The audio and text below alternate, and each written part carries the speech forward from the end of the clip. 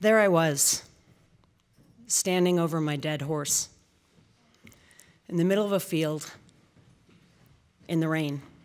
Yeah, it was raining in Colorado. Of course, it would rain that day. It was October of 2012, and I did think to myself, I was pretty lucky that it wasn't snowing.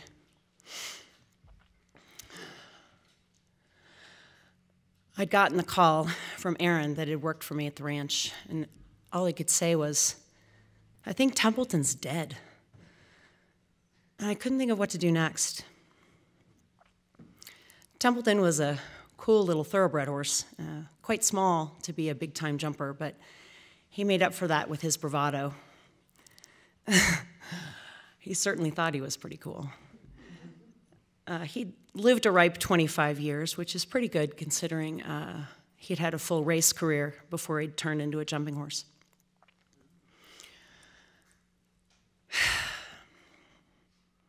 I got in the car to drive the 45 minutes there, and I thought, well, I'll call my vet. So I called my vet, and she said that she would go check on him and make sure that indeed he was dead, and whether or not she could tell what had happened to him.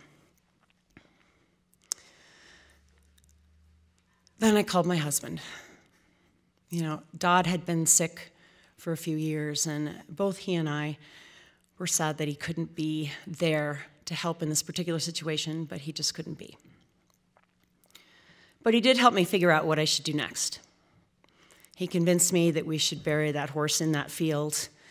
It was a piece of land attached to the ranch in Black Forest that we had just sold. So my next phone call was to my builder. I thought, well, I've got to get excavators' numbers now. I've got to figure out how I'm going to get this done. He gave me 3 names. I called all 3 of the names. Nobody answered. I'd had to leave messages. I really wanted to see if somebody could come and bury him that day because you just don't want to leave a body out there. You just don't know what's going to happen. Meanwhile, my vet called me back, and she said, well, it looks like he just had a heart attack. He just had a heart attack out in the field. Well, I thought of one more name. There was a company that we had used quite a bit when we first moved out to the ranch, and I called them, and they could indeed meet me out there and bury him that afternoon. So there it was, that afternoon, I'm out with him. John Munson had met me out there, and we were glad that his front-end loader fit through the back gate, and Aaron and I met in the back field, and we picked out a spot for Templeton's final resting place. So as John went down to start digging this hole, Aaron had had a long day, a pretty emotional day, and so he went to take the tarp that he'd used to cover Templeton, he went to take that back to the barn. So I'm there, and it's raining, and it occurs to me that I haven't brought a pair of scissors to cut off a piece of mane and tail. It's customary to keep a piece of mane and tail of the horses that you get to say goodbye to. I'd had horses euthanized in the past, but you know, the vet had always done that for me.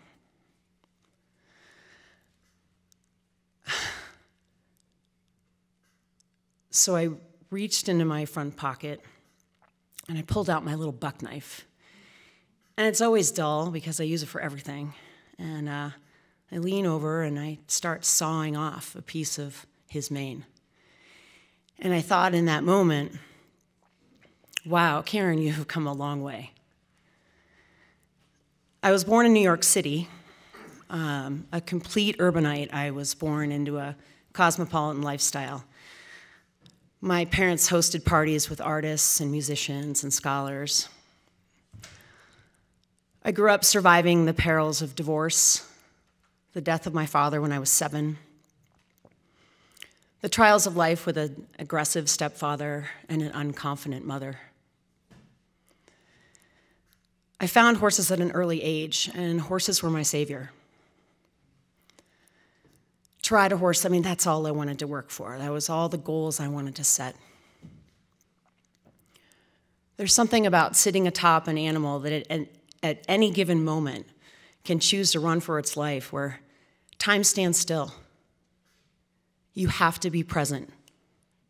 Nothing else matters. And horses don't lie. they only do for a rider because of the language between that horse and rider. And they wait for that communication. This is nothing like the humans that up until this point in my life had proved pretty unreliable. I'm back east, and these are show jumpers that I'm talking about. And these are show jumping barns, big competition barns, where the competition schedule is set for the year, and I dove right into that environment. Just driven to compete and excel. I think I accomplished every goal I set, but with a lot of scarring along the way. I trained with the man that wrote the book on hunt seat equitation. Literally, it's still the book that's the standard today. A completely militaristic training system. All the education was forced. I like to say that I got through that. I'm lucky that I got through that without an eating disorder or a drug habit.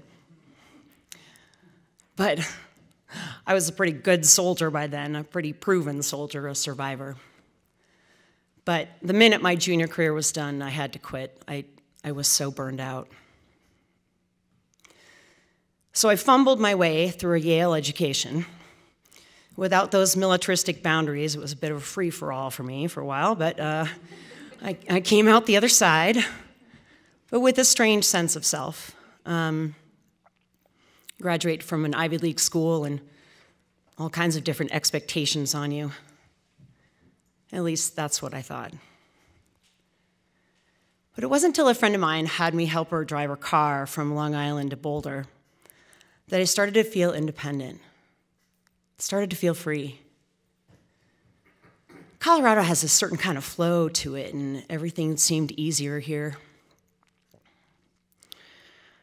Don't get me wrong, I did not give up my urban ways. I lived in Lodo before it was even called Lodo. I worked as an assistant to the curator of the American Art Department at the Denver Art Museum, using my Yale degree.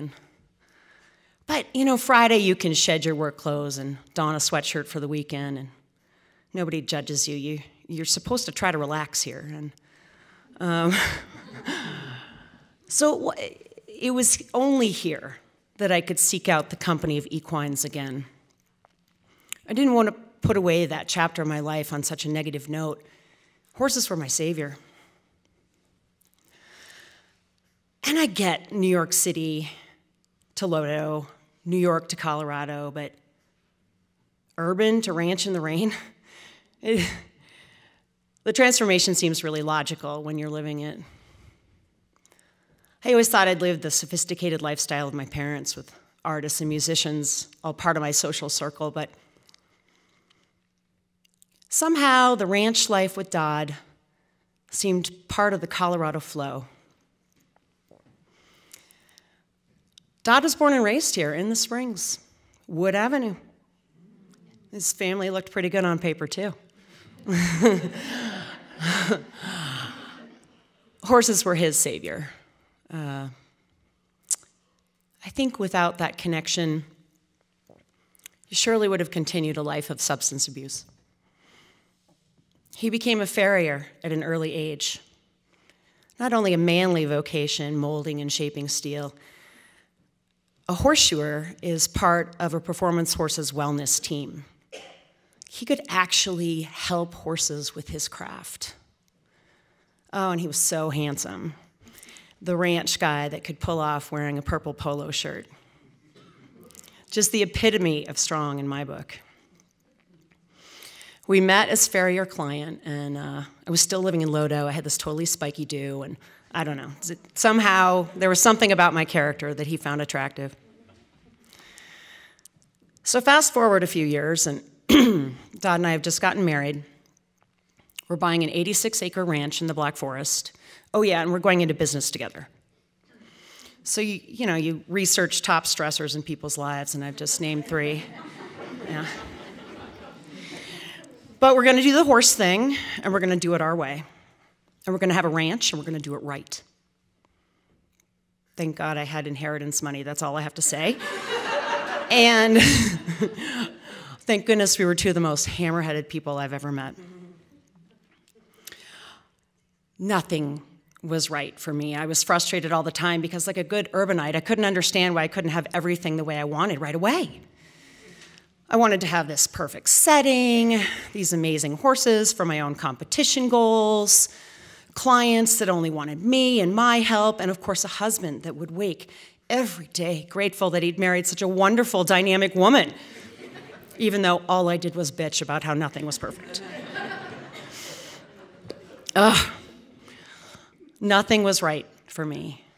And then there was my husband. Oh my gosh, the most anal guy. All hell would break loose if the hose wasn't drained and coiled just right. Every detail mattered to him in his mechanical mind. I just wanted to skip all those details and get to the end result. It didn't occur to me that I was leaving a sophisticated lifestyle behind. We traveled, and I still had my Yale friends on the phone, and I would go compete at these horse shows with wealthy, educated people.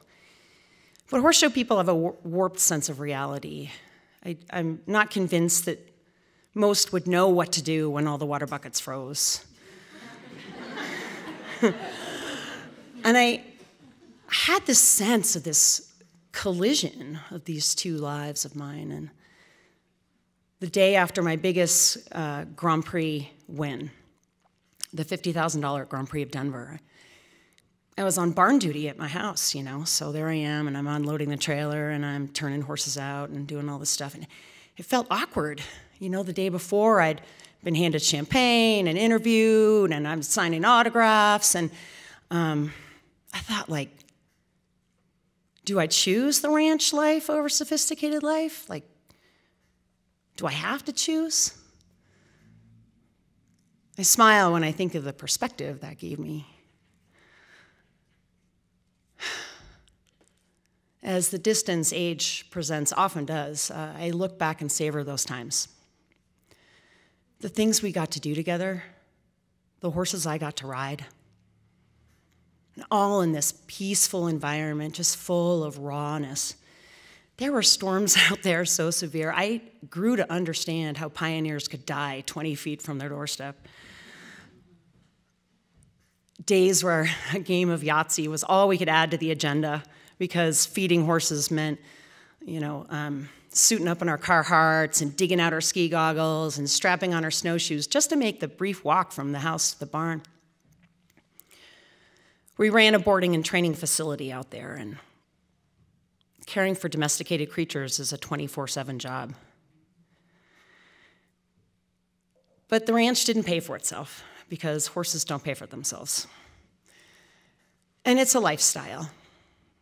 Just when you think everything's going along just fine, the tractor breaks, or there's some other time-consuming, expensive hurdle. We put 17 years into that ranch and into our marriage, and we had to sell that ranch in order to survive. All of our heart and soul went into its flourishing, and we had to let it go in order to live. You see, as I stood over my horse, my first Grand Prix horse, the horse I'd had the longest, the horse that arrived into my life the day of Dod's and my engagement party, I was speaking to my husband, who was on the other end of the phone line at an assisted living facility. The strongest man I'd ever known was crippled by Parkinson's and spinal cord damage due to a teenage injury. So as I sawed off that piece of mane, I thought to myself, wow, you have truly graduated. You can do this. You can be emotional about the happenings and practical about what needs to happen. Alone. And I'm so grateful to that horse and his timing, so I could be present in what was such a culminating moment. Because what I didn't know was that I was to say goodbye to my husband 4 days after that.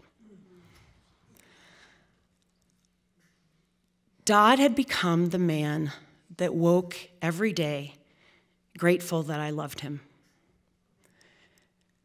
He was appreciative, warm, humble, all the things I'd ever wanted from him. And his greatest gift was to let me go. It's now my choice which life I choose to live. You never think you're ready. But Templeton taught me that I was ready.